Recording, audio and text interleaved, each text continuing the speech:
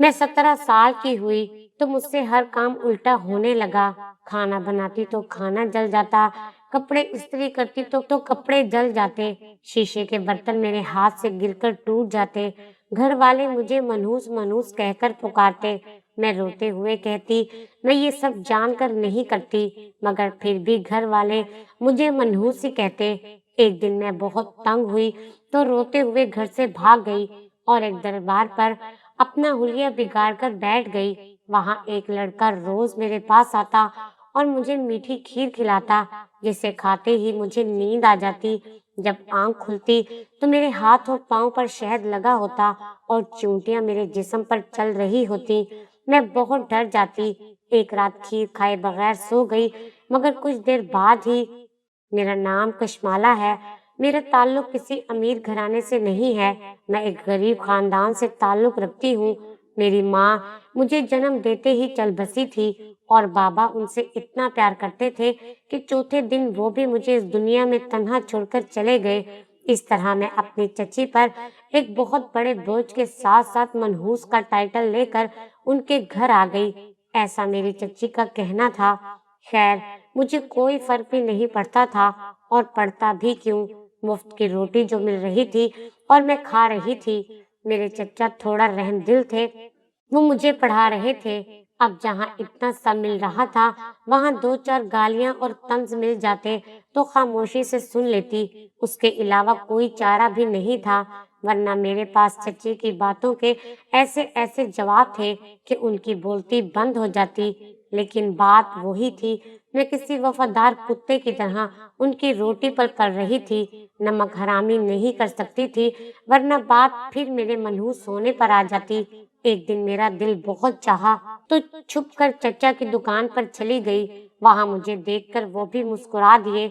उनको चची की फजूल बातों से असल में चिढ़ थी। उनको लगता था कि वो फजूल में ही मुझ मासूम पर जुल्म करती हैं, इसलिए हमेशा वो मुझे उनके कहर से भी बचा लेते थे। उस दिन उन्होंने मुझे अपने पास बिठाकर एक जूस का डिब्बा दिया, साथ में 2 टॉफियां भी दी, तो मैं खुश हो गई। वहीं बैठकर खाने लगी तो उन्होंने कहा, यहाँ नहीं आओ, मैं तुम्हें एक जगह बताता हूँ, वहाँ बैठकर खा लो। मैं भी मान गई। वो मुझे दुकान के पास मौजूद पिछली वाली साइड पर बिठाकर खुद दुकान की तरफ आ गए। मैं जहाँ बैठी थी वहां साथ ही इतनी सारी बिजली की तारें मौजूद थीं। असल में वो कंडा था जो चचा ने बिजली का बिल बचाने के लिए लगाया हुआ था, और उसका जोर चचा की दुकान पर था। मैंने दुपट्टा जोड़ने के लिए जैसे ही हवा में लहराया तो एकदम से कुछ हुआ था, मगर मुझे कहाँ होश था। मैं तो खाने में मसरूफ थी। लेकिन इसकी वजह से जो दुकान में शॉर्ट सर्किट हुआ, उससे निकलने वाली चिंगारी ने पास पड़ी चीजों पर पड़ते ही आग के शोले भड़का दिए थे। चचा की दुकान का तो मुंह काला हो चुका था। उनकी चीखों पुकार सुनकर जब मैं वहां गई तो देखकर खुद भी परेशान हो गई कि आखिर सब हुआ कैसे। लेकिन शायद हमेशा की तरह मेरी किस्मत ही खराब थी। फिर मेरी दुकान पर जाने वाली बात चच्ची को पता लग गई। फिर क्या हुआ था जो उन्होंने मुझे मारा पीटा, वो तो अलग। इसके अलावा घर पर आने वाली हर औरत के सामने मुझे मनहूस भी करार दे दिया। सिर्फ इतना ही नहीं, इस पर बलाओं का साया है, ये भी सबने मशहूर कर दिया। अब तो इतना मैं खुद के बारे में नहीं जानती थी जितना लोग मुझे बता देते थे। अब कोई मुझे अपने घर बुलाना देखना भी पसंद नहीं करता था। आहिस्ता आहिस्ता वक्त गुजरता गया और मैं जवान हो गई। चच्ची सारे घर का काम मुझसे करवाती थी। उनकी बेटी किसी काम को हाथ भी ना लगाती। मैं भी सारे काम बहुत अच्छे से करती, मगर पिछले कुछ दिनों से अजीब हो रहा था। मैं जो भी काम करती वो उल्टा हो जाता। मुझसे रोज हांडी जल जाती, कपड़े जल जाते। मैं नुकसान पर नुकसान किए जा रही थी और चच्ची मुझे मनहूस मनहूस कहकर रोज मारती और कहती कि तू मरती क्यों नहीं है। अब मुझे एहसास हुआ था कि अब ये छत भी छिनने वाली है। इससे पहले चच्ची बदनाम करके बाहर निकले, मैं खुद ही बाहर चली जाऊं। और मैंने अपना जो भी बचा हुआ सामान था वो समेटा और एक खत में लिखकर, अब मैं मजीद बोझ नहीं बनना चाहती आप पर चच्चा जान, और वहां से चली गई। और मैंने लिख दिया था कि मुझे ढूंढने की जहमत ना करना। میں کسی بھی مزار یا کہیں بھی جگہ ملی بسیرا کر لوں گی۔ اگر لوگ پوچھیں کہ کہاں گئی تو کہہ دینا چلی گئی کسی رشتے دار کے گھر۔ یہ میرے آخری الفاظ تھے۔ مجھے معلوم تھا اس خط سے کوئی خاص فرق پڑنے والا نہیں تھا۔ چچی تو مجھے بد چلن بول کر میری عزت کا جنازہ نکال ہی چکی تھی۔ بس میں نے یہ خط چچا کے لیے لکھا تھا جس سے مجھے محبت تھی اور انہوں نے بھی مجھے پیار دیا تھا۔ اور میری ایک سہیلی نمرا تھی جو کہ امیر باپ کی اولاد تھی، لیکن وہ میری سہیلی بن گئی تھی۔ شاید یہ بات اس تک بھی پہنچ جائے تاکہ مل تو سکوں اس سے، لیکن قسمت میں ملنا لکھا ہی نہیں تھا۔ یوں میں نے بھی سب کچھ چھوڑ دیا اور اپنے گھر سے بہت دور ایک پیر بابا کے مزار پر جا کر بیٹھ گئی۔ میں یہاں پر آ تو گئی تھی لیکن اب اندر سے ڈر بھی رہی تھی، لیکن ایک دو دن میں میرا ڈر بھی جاتا رہا تھا۔ یہاں سب لوگ اپنی منتوں مرادوں کے لیے ہی آتے تھے۔ میں لنگر کا کھانا کھاتی اور سو جاتی۔ عبادت کرنے کا دل ہی نہیں چاہتا تھا، اس لیے اپنا حلیہ بگاڑ کر میں وہاں بیٹھی رہتی۔ یہاں پر مجھے کوئی نہیں جانتا تھا۔ میں سارا دن فارغ بیٹھی رہتی اور فارغ دماغ تو ویسے بھی شیطان کا گھر ہوتا ہے، اس لیے روز پتہ نہیں کون کون سے نئے خیالات ذہن میں آتے اور میں ان سب پر یقین کی مہر لگاتی چلی جاتی۔ پھر ایک دن میں دربار کے قریب درخت کے ساتھ ٹیک لگائے بیٹھی تھی جب ایک شخص میرے پاس آیا تھا۔ کسی کی موجودگی اپنے پاس محسوس کرتے ہی میں نے سر اٹھا کر دیکھا تھا۔ ایک پل کے لیے نظر ٹھہر سی گئی تھی۔ وہ جو بھی تھا بہت پیارا تھا۔ میں ابھی اسے دیکھنے میں ہی مصروف تھی کہ میری کمر پر کسی چیز نے کاٹا تھا۔ میں نے غصے سے اپنا سر درخت میں مار دیا اور ایک بار پھر خاموش ہو کر بیٹھ گئی۔ مجھے لگا تھا کہ وہ مجھے پاگل سمجھ کر یہی چھوڑ کر چلا جائے گا، لیکن اگلا لمحہ حیران کن تھا جب وہ میرے سامنے کچھ فاصلے پر بیٹھ گیا تھا اور یہاں وہاں دیکھتے ہی اس نے ایک شاپر اپنے پشت سے نکال کر آگے کی طرف میرے سامنے رکھا تھا۔ میں حیران نظروں سے اس کی طرف اور کبھی شاپر کی طرف دیکھ رہی تھی۔ یہ میں خاص آپ کے لیے لے کر آیا ہوں۔ اکثر یہاں آتا جاتا رہتا ہوں اپنی منتوں اور مرادوں کی تکمیل کے لیے، لیکن ایک دن آپ کو دیکھ کر میں بالکل آپ کے پاس سے گزر گیا تھا اور شاید وہیں سے میری قسمت کے در مجھ پر کھل گئے تھے۔ اسی دن سے میری لاٹری لگ گئی تھی۔ میں نے بہت جگہ یہ نیاز بانٹی تھی، پھر مجھے آپ کا خیال آ گیا، اس لیے اب میں آپ کا شکریہ ادا کرنے آیا ہوں اور آئندہ بھی آتا رہوں گا۔ یہ کچھ چیزیں ہیں میں آپ کے لیے لایا ہوں۔ میرے لیے اس وجاہت کے شاہکار کے منہ سے ایسی باتیں سننا اور پھر یقین کرنا واقعی بہت مشکل تھا، لیکن مجھے ان سب چیزوں کی ضرورت بھی تھی اور آج تک جتنا میرے ساتھ برا ہوا تھا وہ کم تھا کیا جو کچھ اور ہونا باقی رہ گیا تھا، اس لیے میں نے خاموشی سے وہ سب چیزیں تھام لی۔ شاپر کھول کر دیکھا تو بہت ساری چیزیں تھیں جو استعمال کی جا سکتی تھیں، لیکن ان سب چیزوں کے ساتھ کھیر بھی موجود تھی، جسے دیکھ کر میں نے ایک نظر اس لڑکے کو دوبارہ دیکھا۔ وہ تھوڑا سا گھبرایا ہوا تھا، ماتھے پر اس کے پسینہ بھی آ رہا تھا جسے وہ ہاتھ سے صاف کرتا اور پھر چور نظر سے ادھر ادھر دیکھ لیتا۔ میں نے اسے اب گھور کر دیکھا تھا، مطلب صاف تھا۔ بھائی اب آپ کیوں بیٹھے ہو؟ وہ گھبرا کر بولا۔ وہ جی میں بس اب جا ہی رہا تھا، آپ یہ کھیر کھا لیجیے گا، میری بہن بہت اچھی کھیر بناتی ہے، آپ کو یقیناً پسند آئے گی۔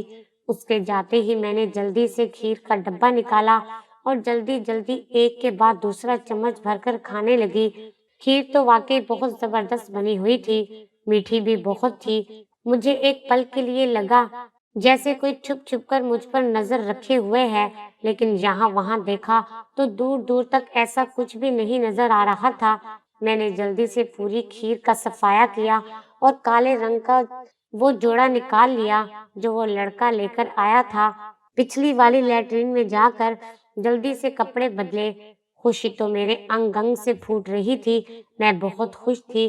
بیٹھے بٹھائے اتنا سب کچھ جو مل گیا تھا، سادہ سی چپل اتار کر پھینکی اور اس کی جگہ لائی ہوئی نئی چپل پاؤں میں پہن کر واپس اپنی سابقہ جگہ پر آ کر بیٹھ گئی۔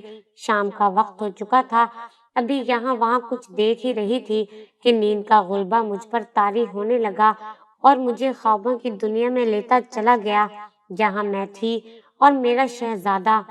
नींद में भी मेरे लिए लब मुस्कुराए हुए था। अगला दिन शुरू हो गया था। सूरज बिल्कुल मेरे सर पर था, लेकिन मेरी आंख खुलने का नाम ही नहीं ले रही थी। ऐसे लग रहा था जैसे मन मन भर वजन मेरी आंखों के ऊपर रखा हुआ है। मैंने भी कोशिश कर दी। अब तो धूप की तपिश सारे बदन में जलाकर आग लगा रही थी। जिस्म अलग टूट रहा था। ऐसे लग रहा था जैसे जिस्म पर कीड़े रेंग रहे हों, बल्कि काट भी रहे हों। मुझे ऐसा लगा था जैसे मैं कब्र में हूँ। ये सोच आते ही मैंने अपनी पूरी ताकत लगाते हुए आंखें खोली थी। सूरज वाकई सर पर खड़ा था, जिसकी गर्मी जला रही थी मुझे। जब नजर अपने जिस्म पर पड़ी तो चीख निकलते निकलते रह गई। सारे जिस्म पर छोटे छोटे कीड़े रेंग रहे थे। मैं भागकर लैट्रीन गई थी। वहां से पानी की भरी बाल्टी उठाकर खुद पर उलट दी। जिस्म को छूकर देखा, हर जगह सही थी। वो कीड़े मुझ पर नहीं, बल्कि मेरे जिस्म पर मौजूद शहद की वजह से आए थे। लेकिन मेरे जिस्म पर शहद आया तो आया कैसे?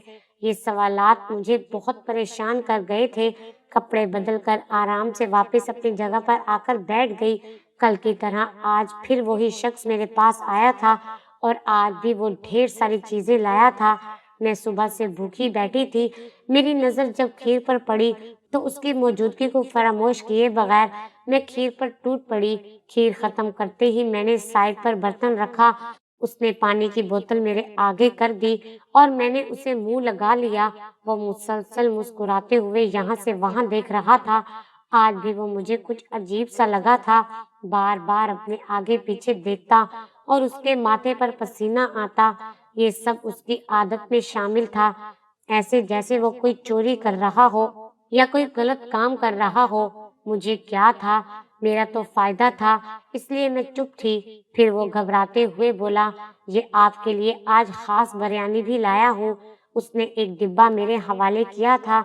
आप इसे याद से खा लेना, कहीं खराब ना हो जाए।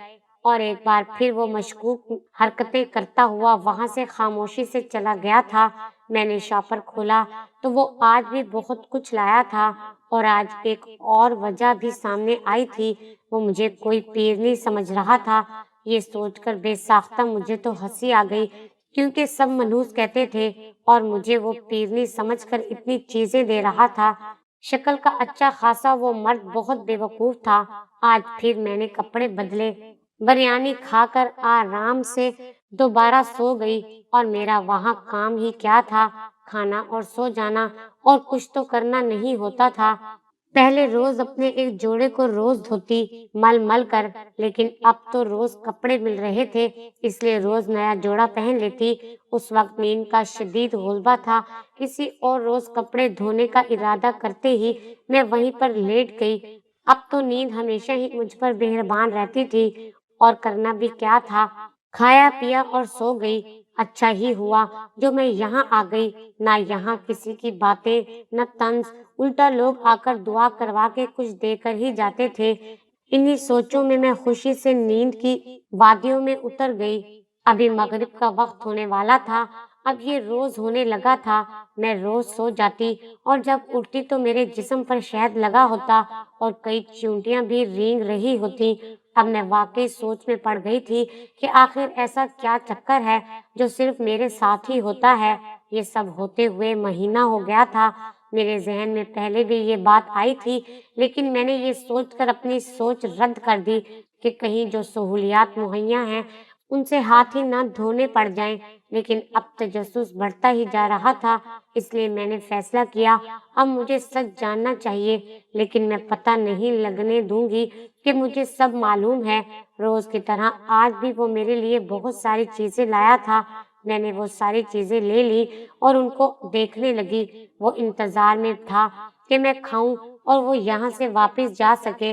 मैंने उस लड़के से पूछा, क्या हुआ, तुम इतने परेशान क्यों हो? कोई मसला है तो बताओ, मैं तुम्हारे लिए दुआ करूंगी, तुम्हारी मुश्किल यूं हल हो जाएगी।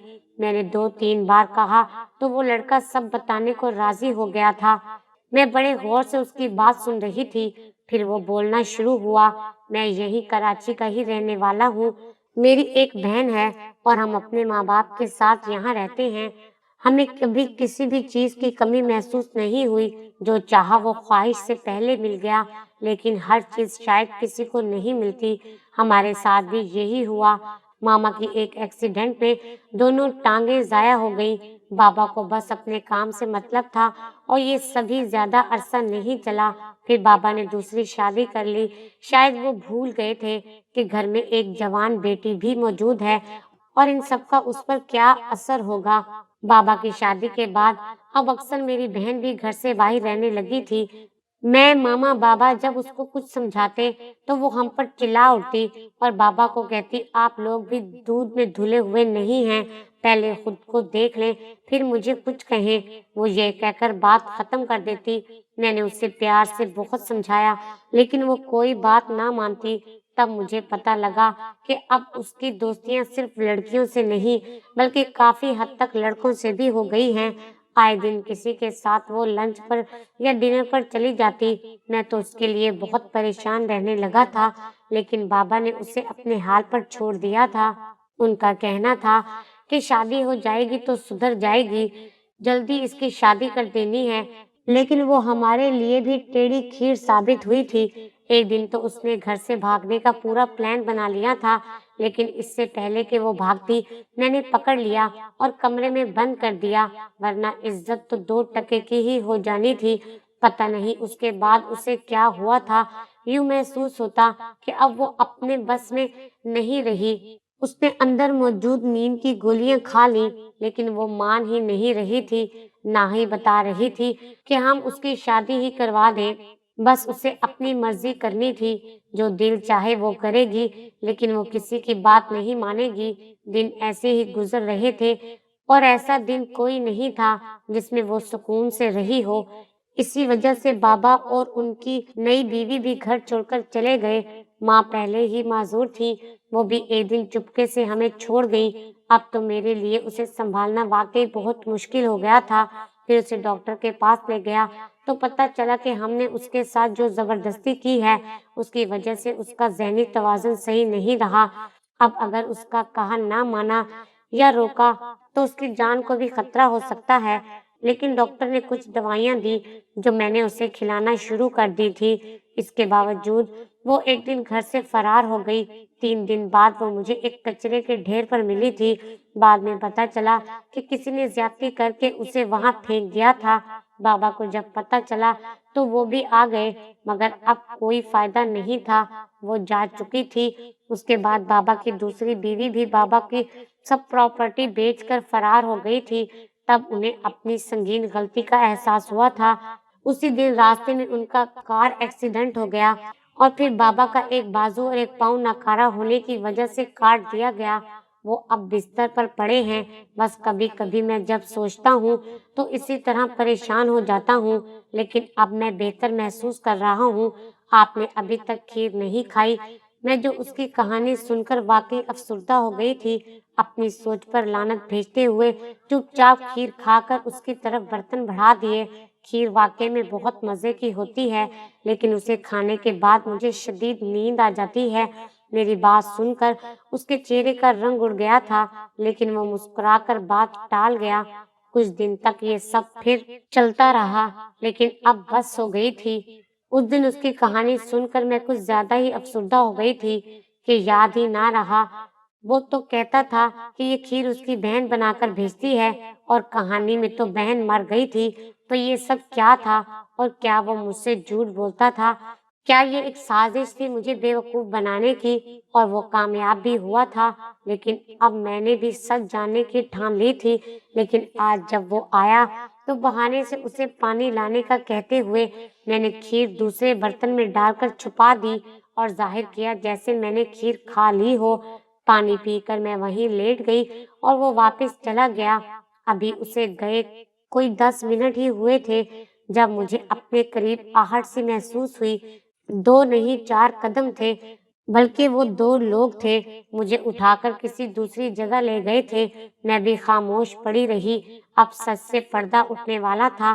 तब उसी लड़के की आवाज आई थी जो कि ये शहद मेरे जिस्म पर लगाने का कहते हुए खुद बाहर की तरफ बढ़ा था। थोड़ी देर बाद जब शहद लग गया تو پاس ہی کہیں آگ جلائی گئی تھی جس کے آس پاس پتہ نہیں کیا کیا رکھا گیا تھا۔ میں تھوڑی سی آنکھ کھول کر یہ سب دیکھ رہی تھی اور دیکھتے ہی ڈر گئی تھی۔ ڈر اور خوف سے جسم کانپنے لگا تھا۔ وہیں ایک پیالہ پڑا ہوا تھا یا کوئی لال رنگ کا پانی، یہ اندازہ نہیں لگا پا رہی تھی، لیکن لگ وہ خون ہی رہا تھا۔ میں چیخ کر اٹھ کھڑی ہوئی تھی۔ اس وقت میں کالے رنگ کے چولہے میں موجود تھی۔ چلاتے ہوئے میں فوراً سے باہر آئی تھی جہاں وہ شخص باہر کھڑا کچھ سوچ رہا تھا۔ میں نے آتے ہی اسے دھکا دیا تھا۔